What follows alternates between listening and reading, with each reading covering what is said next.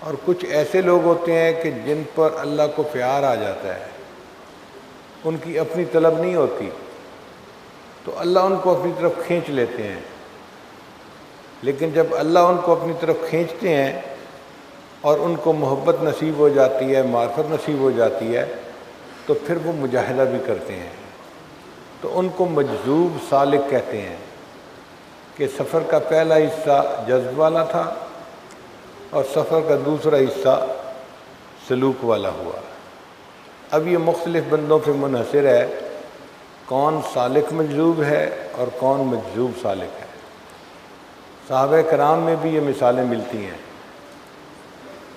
چنانچہ سیدنا عمر ابن الخطاب رضی اللہ تعالیٰ عنہ مجذوب سالک تھے، ان کو اللہ نے اپنی طرف کھینچا، ان کی اپنی طلب نہیں تھی۔ وہ تو اپنے گھر سے ننگی تلوار لے کے نکلے تھے کہ نبی علیہ السلام کو شہید کر دیں۔ راستے میں ایک صحابی سے ملاقات ہو گئی، سعید رضی اللہ تعالیٰ عنہ سے۔ انہوں نے پوچھا بھئی تلوار لے کے کہاں جا رہے ہو؟ تو کہنے لگے کہ میں آج تمہارے نبی علیہ السلام کا کام تمام کرنے جا رہا ہوں۔ انہوں نے کہا ان کی بات تو بعد میں کرنا، تو اپنی بہن کا معاملہ تو دیکھ، تیرے بہن اور بہنوئی تو مسلمان ہو چکے۔ یہ سن کے عمر لیانوں کو بہت غصہ آیا، یہ کیسے ہو سکتا ہے کہ میرے خاندان کے لوگ ہوں اور میری اجازت کے بغیر یہ اسلام قبول کر لیں۔ چنانچہ وہیں سے بہن کے گھر پہنچ گئے، دروازے کے قریب ہوئے تو سنا وہ اندر کچھ پڑھ رہے تھے، آواز آ رہی تھی۔ دروازہ کھٹکھٹایا، بہن نے پہچان لیا کہ عمر لیانوں نے دروازہ کھٹکھٹایا ہے، تو اس نے وہ جو کتاب پڑھ رہی تھی یا لکھا ہوا جو کچھ تھا اس کو چھپا دیا اور ہسبینڈ کو بھی چھپا دیا اور دروازہ کھول کے بھائی کو اندر بلایا۔ عمر لیانوں نے پوچھا کہ میں نے سنا ہے کہ تم لوگ مسلمان ہو گئے ہو۔ تو بہن نے کہا کہ عمر اگر اسلام سچ ہو تو سچ کو قبول کرنے میں کیا رکاوٹ ہے؟ تو بڑا غصہ آیا، اتنی جرأت میری بہن کی کہ میرے سامنے بول رہی ہے۔ چنانچہ بہن کو چاہا کہ میں ماروں، اتنے میں بہنوئی بھی آ گئے، ان سے بھی یہی بات ہوئی۔ تو وہ تو مرد تھے بہنوئی، عمر لیانوں نے ان پر ہاتھ اٹھایا، ان کو مارنا چاہا۔ اب بہن نے اپنے شوہر کو بچایا۔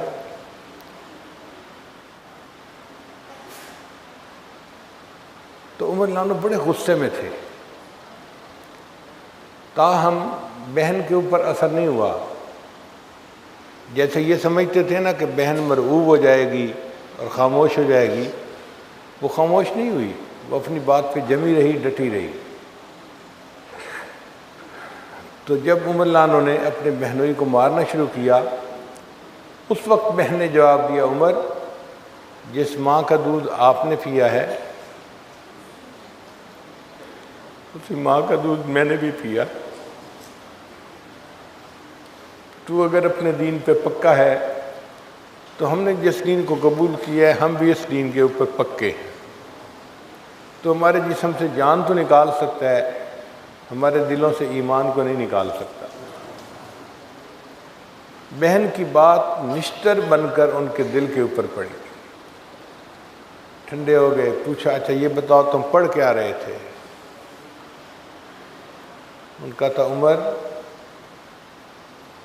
ہم آپ کو سنائیں تو صحیح، لیکن آپ تو بہت ہی دشمن ہیں اسلام کے، نہیں میں سننا چاہتا ہوں۔ چنانچہ جو صحابی ان کو قرآن مجید پڑھا رہے تھے وہ بھی چھپے ہوئے تھے، وہ باہر آ گئے اور انہوں نے آ کے حضرت عمر لیانوں کے سامنے قرآن مجید کی تلاوت شروع کر دی۔ طٰہٰ ما انزلنا علیک القرآن لتشقیٰ الا تذکرۃ لمن یخشیٰ۔ پڑھتے گئے اور عمر لیانوں کے دل پہ اوپر اس کا اثر ہوتا گیا، حتیٰ کہ انہوں نے جب یہ آیت پڑھی اننی انا اللہ لا الہ الا انا فاعبدنی وَأَقِمِ الصَّلَاةَ لِذِكْرِی۔ تو عمر لانو یہاں تک پہنچے تو دل کی حالت بالکل بدل چکی تھی۔ کہنے لگے اچھا تم مجھے اپنے پیغمبر اسلام کے پاس لے جاؤ، میں ان سے جا کے بھی یہی بات پوچھنا چاہتا ہوں۔ ان کا عمر مبارک ہو۔ میں نے نبی علیہ السلام کو دیکھا، دعا فرما رہے تھے، اللہ عمر الخطاب کو ہدایت عطا فرما۔ مجھے لگتا ہے کہ میرے محبوب کی دعا قبول ہو گئی اور تمہارے دل میں اب ان سے ملاقات کی شوق پیدا ہوا ہے۔ چنانچہ عمر لانو ان کے ساتھ دار ارقم آئے۔ وہاں پر نبی علیہ السلام کنڈی لگا کر صحابہ کو تعلیم دے رہے تھے۔ حضرت حمزہ لانو بھی وہاں موجود تھے۔ دروازہ کھٹکھٹایا گیا تو صحابہ نے دروازے کی جو تھوڑی سی یعنی جگہ تھی کھلی، اس میں سے دیکھا کہ عمر لانو کھڑے ہیں اور ہاتھ میں ننگی تلوار ہے۔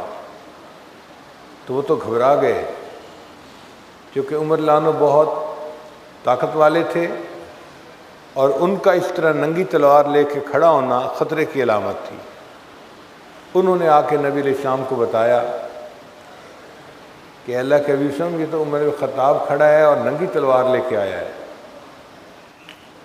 پریشانی کی بات تو تھی ہی صحیح، لیکن سیدنا امیر حمزہ رضی اللہ تعالیٰ عنہ وہاں بیٹھے تھے۔ انہوں نے کہا کہ کوئی بات نہیں، تم دروازہ کھول دو، اگر اچھی نیت سے آیا ہے تو اللہ اس کو ہدایت دے گا، اور اگر یہ بری نیت سے آیا ہے تو میں اسی کی تلوار سے اس کا گلا کاٹ دوں گا۔ وہ بھی اسد اللہ تھے، اللہ کے شیر تھے۔ چنانچہ دروازہ کھولا گیا تو عمر لانو کی تو حالت ہی بدلی ہوئی تھی۔ نبی علیہ السلام کی خدمت میں آ کر بیٹھے، محبوب صلی اللہ علیہ وسلم نے ان کے سامنے قرآن کی چند آیتیں پڑھیں تو عمر لانو نے کہا کہ اچھا مجھے بھی کلمہ پڑھا کے مسلمان بنا دیجیے۔ اب دیکھیں، چلے تھے نبی علیہ السلام کو شہید کرنے کی نیت سے، اور آج قدموں میں غلام بن کر آ بیٹھے، اسلام قبول کر لیا۔ تھوڑی دیر کے بعد نماز کا وقت ہو گیا تو صحابہ کرام کفار سے چھپ کے نمازیں پڑھتے تھے کہ یہ تکلیف نہ پہنچائیں۔ تو عمر رضی اللہ تعالیٰ عنہ کہنے لگے، اے اللہ کے حبیب صلی اللہ علیہ وسلم، اب تک تو آپ نے چھپ کے نمازیں پڑھی، اب تو عمر بھی مسلمان ہو گیا، اب ہم جا کے حرم میں نمازیں پڑھتے ہیں۔ چنانچہ عمر لانو بھی ساتھ چلے، نبی علیہ السلام کے ساتھ باقی صحابہ بھی تھے، اور حرم شریف گئے، اور اب مسلمانوں نے کافروں کے سامنے علل اعلان نماز پڑھنی شروع کر دی۔ تو ذرا غور کیجئے کہ یہ اللہ تعالیٰ کی طرف سے عنایت کی نظر تھی کہ وہ بندہ جو ہدایت کا طلبگار ہی نہیں تھا، اللہ نے اس کو ہدایت کے نعمت سے نواز دیا۔